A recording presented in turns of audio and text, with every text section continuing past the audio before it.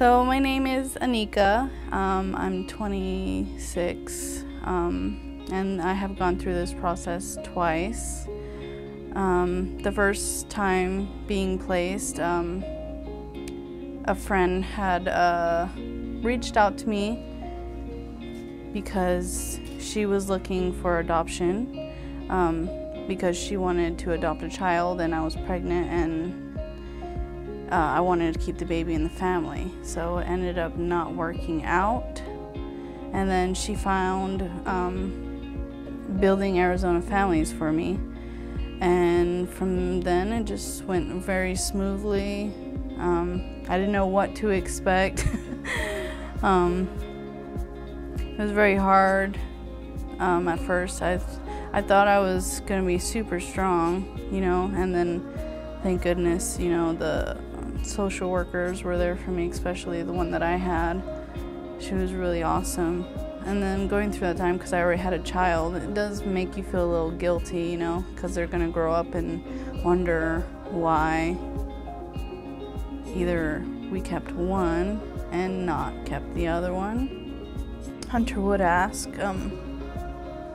about the baby and stuff, so I would tell him, yeah, it's your brother, but he's not going to be coming home with us after I have the baby.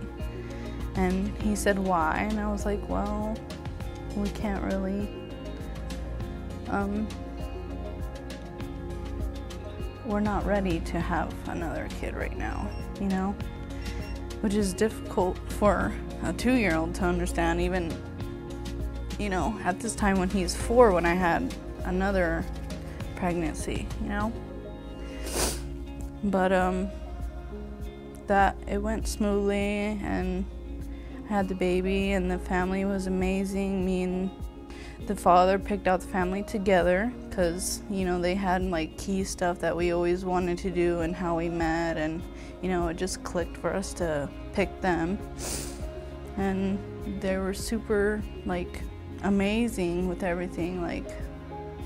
They kept in touch as much as they didn't want to overdo it and not, but it was awesome. We kept in touch with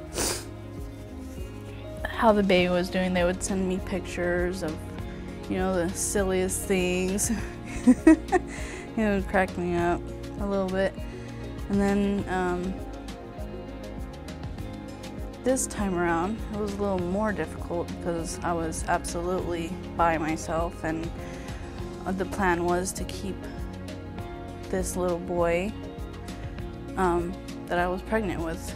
So I don't think I made a decision until I was probably 8 months pregnant, and because the family had reached out and they knew that I was struggling a little bit, and they asked if if you have to do it again, we'll be willing to take the second child. At least, they would be together and they wouldn't be all spread out.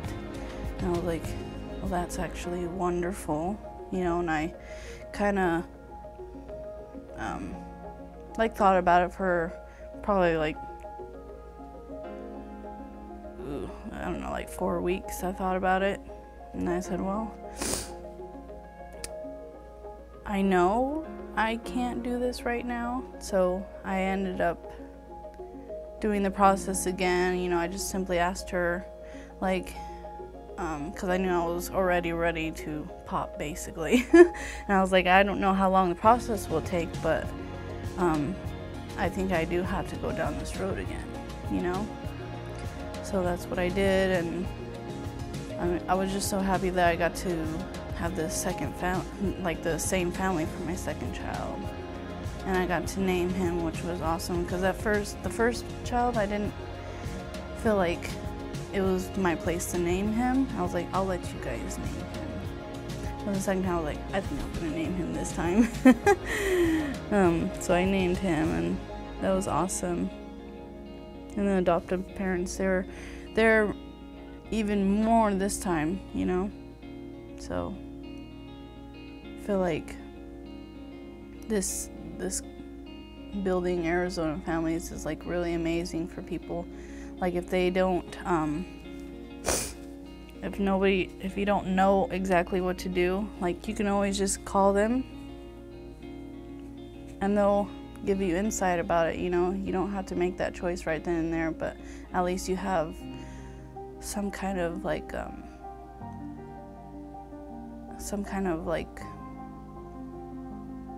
I don't know, not an answer, but like, yeah, an understanding, or maybe a pathway you could take to that best suits you at that time, because not everybody can handle this, you know, because it is super hard to deal with, and a lot of things you don't prepare yourself for, that you don't think will happen.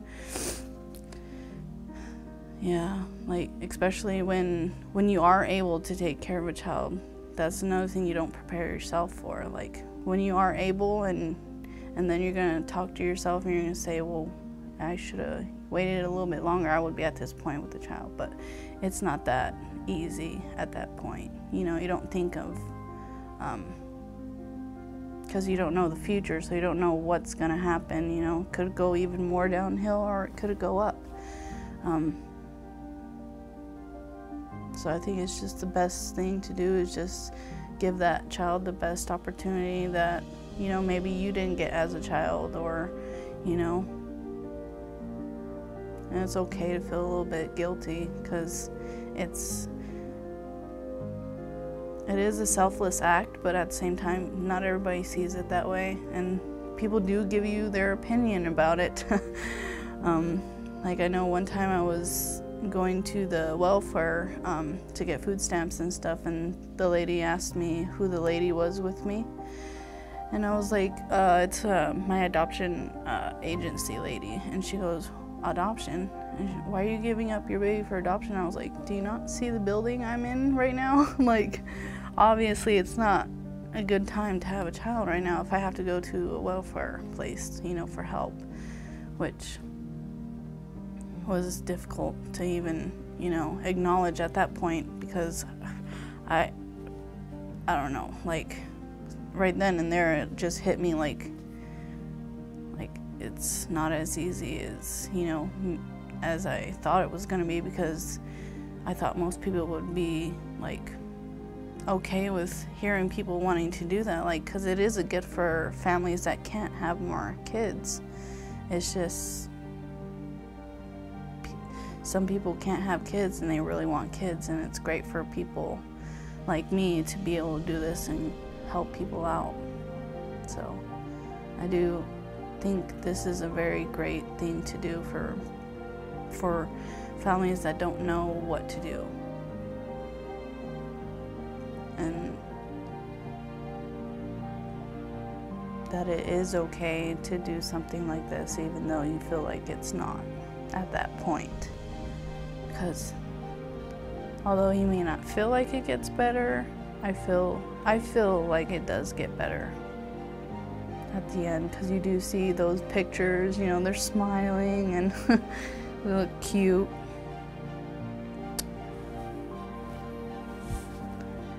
Oh.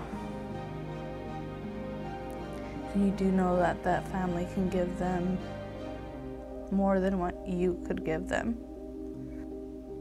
Just call, make that call, and if it suits you, then, you know, even if you have to talk to the man upstairs for a little bit, just make the call. If you have any doubt in your mind that you could be that parent for that kid, there's always somebody there can be exactly everything for that child. Even though you wish really bad to be that parent for that kid, but it's okay to understand and know that you can't be that right now.